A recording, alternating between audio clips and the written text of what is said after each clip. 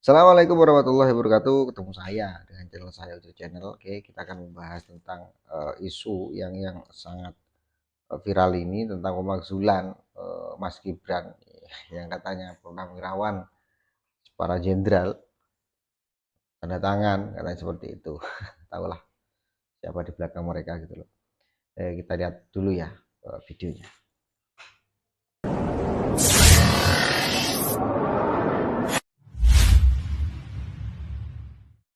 Luar biasa.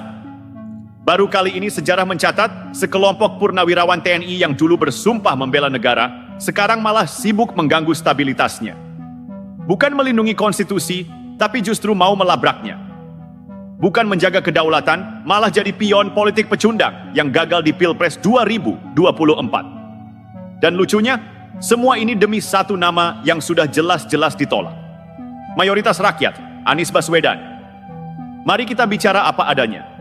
Ini bukan sekadar wacana pencopotan Wakil Presiden Gibran Rakabuming Raka.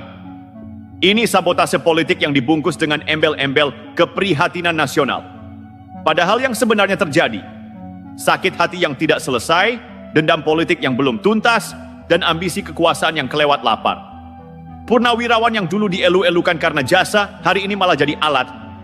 Alat dari siapa? Dari Anies Baswedan, yang masih belum bisa terima kenyataan kalau mimpinya jadi presiden dipatahkan rakyat lewat kotak suara.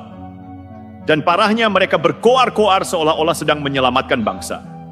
Padahal yang ingin mereka selamatkan cuma satu, kepentingan politik Anies dan jaringan antek-antek Yaman yang berdiri di belakangnya. Ya, ini bukan bualan. Kita tahu betul arah aliansi politik Anies selama ini. Dekat ke tokoh-tokoh Islamis transnasional, sering memanfaatkan isu identitas, dan kini mulai memanfaatkan wajah-wajah tua dari militer yang sudah pensiun dan kehausan panggung. Mereka ingin Gibran dicopot.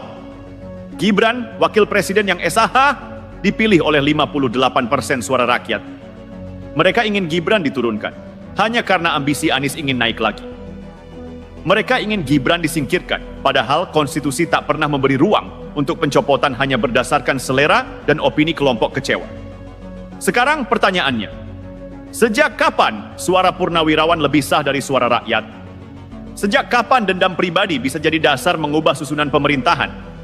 Dan lebih penting lagi, apakah para purnawirawan ini masih loyal pada negara atau sudah resmi jadi tim sukses bayangan yang beroperasi untuk melunasi kegagalan Anies?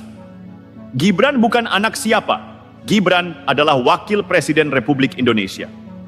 Dipilih dengan sadar oleh Prabowo Subianto, seorang jenderal dan negarawan yang paham benar arti loyalitas dan kedaulatan. Tuduhan bahwa Gibran adalah hasil intervensi Jokowi hanyalah propaganda murahan. Dulu kan kata beliau kan nggak akan membawa anak-anaknya ke ranah politik. Nah, Kan. dan Oke anak-anaknya lah, nggak gitu. tertarik. Nggak tertarik kan. Karena itu tuh jual martabak, jual pisang goreng. Gitu. Konon katanya sukses, oke lah. Tapi tiba-tiba turun balik ke politik kan. Nyalonkan wali kota, yang satu juga wali kota Medan, dia wali kota Solo. Gitu. Dari 2 tahun memimpin kota seperti itu kan, maaf ya, tentu ya sedikit lah. Ya. Sedikit apa Tantangannya lah. tantangan dan pengalaman yang didapat. Ya. Nah, terlalu kan grafiknya kan dikan gitu. Blank. Langsung Itu kan langsung nasional loh. Nah, aku bisa Barusan Pak Sutioso ya berbicara tentang Pak Jokowi. Ada ketakutan tersendiri ya kepada Pak Sutioso. Kenapa harus berpikir seperti itu loh? Gak mungkin lah Mas Gibran itu seperti itu gitu loh. Dan terlalu jauh mereka itu berpikir seperti itu. Beliau-beliau itu berpikir seperti itu. Dan apa yang dilakukan oleh mereka ditanggapi oleh Bang Hercules. Bang Hercules ini kalau nggak salah ketua dari organisasi atau ormas di sana gitu loh. Kalau nggak salah GRIP ya, itu menanggapi hal itu dengan keren sekali tadi. Kepala lu sekuritas gitu. Dan kembali seorang jenderal ya, purnawirawan Bapak ini Panglima TNI ini Gatot Nurmantio ya, itu menanggapi tentang statement-statement yang dilontarkan oleh Bang Hercules. Dan ini sangat-sangat ya mungkin dari statement Bang Hercules ada kemarahan sendiri eh, pada Bapak Panglima ini, mantan Panglima TNI. Kita tahu lah ini dulu kan pernah katanya mau calon gitu loh ini. Dan beliau-beliau itu yang berbicara dekat sama siapa gitu loh ya. Kalian pasti tahu lah. Oke, kita akan lanjutnya. Tapi Gatot, saudara Gatot, Nurmantio, Anda, saya tidak takut sama Anda. Saya tidak menghargai Anda. Ya, kok Pak Gatot kok Pak Sutioso kayaknya diam aja, Pak Gatot kayak orang kebakaran jenggot itu loh. Hercules itu premanisme. Hercules itu ormas preman. Saya bilang kamu yang preman kamu. Kamu bikin action sana action sini karena nggak laku. Iya, nah ini yang perlu kita mempertegas. Ya, kita butuh pemimpin yang berani untuk memberantas ini. Mereka yang ancam-ancam katanya mau kudeta presiden lah apa, kudeta apa? Kepala kamu kita kudeta mau kita presiden. Tulis itu saya bilang. Mau kudeta Pak Presiden, kepala kamu kita kudeta dan presiden itu dipilih oleh rakyat. Apalagi mengenai para purna bilang, wah Gibran itu harus dimaksudkan. Gibran itu dipilih oleh rakyat. Benar ya? Saya ada di sini, saya sebenarnya nggak mau karena salahnya. Gibran itu dipilih oleh rakyat. Gibran itu mendampingi Pak Presiden, Pak Prabowo, dua-duanya dipilih oleh rakyat. Dan mutlak. Ya. Mau dimaksudkan apa? Itu teman bapak-bapak kita lah para purna ini. Karena pertarungan pilpresnya mereka kalah gitu loh. Ingat, kau dulu TPU, kau bisa menjalankan pakai apa? Sudah pengalaman juga yang bawa kamu ke sini. Kok ngomong seenaknya kayak gitu? Tidak sopan. Udah jadi raja. Kamu itu kan preman, memakai pakaian ormas. Saya bisa buktikan. Kamu preman. Di Jawa Barat mengatakan kalau ingin didukung mereka, pertama mencintai dulu BRIC, baru mencintai rakyat. Gubernur, bupati, wali kota itu harus mencintai rakyat dulu karena dia mendapat rakyat, karena milih rakyat bukan BRIC. Preman. Yang kedua, ini yang buat saya marah. Kejadian di Depok. Polisi itu adalah alat negara yang melaksanakan ketertiban melindungi masyarakat. Ketika akan mengangkat, dilawan, dikepung. Negara apa ini? Mobilnya negara, mobilnya dibakar lagi. Kalau saya diam, orang akan menyangka bahwa polisi udah nggak ada. Nah ini preman. Ini bahaya untuk negara kesatuan Indonesia.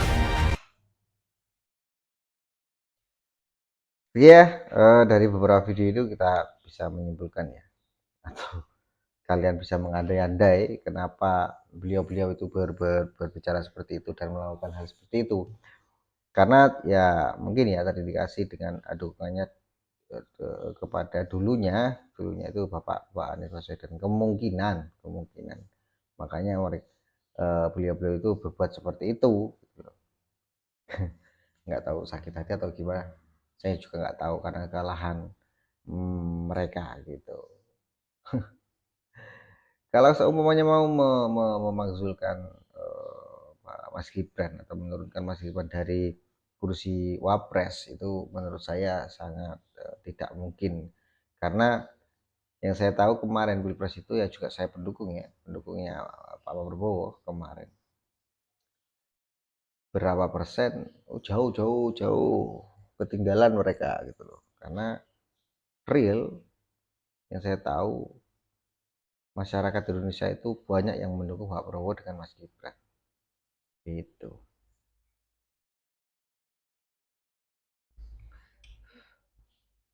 Ya, namanya juga politik ya. Bagaimanapun apa yang dilakukan oleh mereka, ya kita kan negara demokrasi, apa yang dilakukan oleh mereka ya kita tunggu jawabannya ke belakang aja.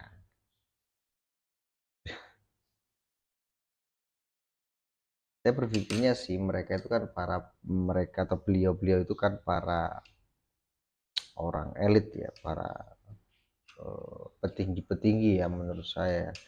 Dan ketika berpikir seperti itu kok kayaknya apa ya, dangkal sekali gitu loh. Kenapa harus berpikir seperti itu gitu loh. Ketika Pak Prabowo seperti seperti inilah yang akan menggantikan seperti ini, supaya yang akan menggantikan tuh ini gitu. Jadi saya pribadi berpikirnya, loh kok bisa begini ya gitu loh. Pola pikirnya kok seperti ini ya gitu loh. Kok tiba-tiba ada hal seperti ini.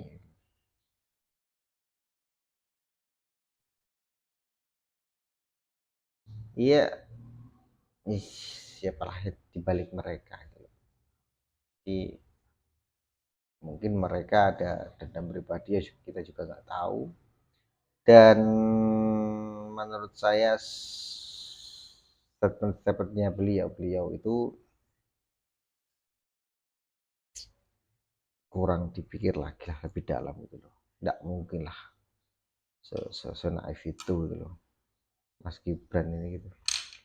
Kenapa sih takut sekali sama Mas Gibran? Kenapa takut sekali kayaknya sama Pak Jokowi? Dan mau nggak mau ketika ada hubungan dengan Pak Jokowi, semua entah itu pasti harus dilengsarkan. Kenapa? Karena Pak Jokowi kuat mungkin ya, Pak Jokowi kuat dan banyak pendukungnya gitu. Sekarang kan beredar isu lagi atau sudah di pengadilan kalau nggak salah itu terkait ijazah palsu katanya. Ijazahnya Pak Jokowi itu palsu katanya. Sudah menjelaskan bahwasanya ijazah itu asli, kuliahnya di sini, masih mereka belum percaya. Ada yang inilah palsunya seperti ini, fontnya seperti itulah gitu. Dan alhamdulillah ketika Bapak Jokowi itu ya banyak masyarakat itu yang bersuara gitu. Dan alhamdulillah juga sekarang sudah dibentuk tim yang saya lihat di media ya, dibentuk tim kuasa hukumnya Pak Jokowi untuk melaporkan mereka yang sering menggaungkan yang katanya ijazahnya Pak Jokowi ini ijazah palsu. Siapa dalam dibalik ini? Ya kalian pasti tahu lah. Gitu. Oke ya, jangan lupa subscribe, like, komen, dan share, bunyikan notifikasi loncengnya. Assalamualaikum warahmatullahi wabarakatuh. NKRI harga mati, jangan mau diadu domba.